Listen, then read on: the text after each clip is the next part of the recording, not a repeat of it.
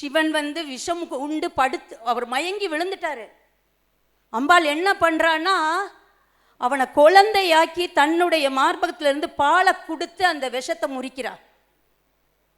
இது வரலாறு இல்லை, எல்லாம் நடக்கும் வாழ்க்கையில்.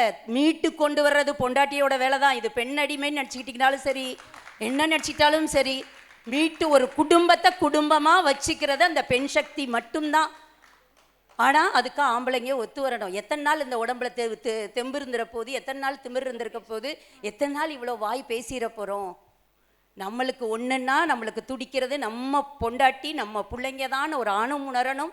எனக்கு என் புருஷனை விட உலகத்தில் வேறு எதுவுமே பெருசு இல்லைன்னு ஒரு பெண்ணும் உணரணும்.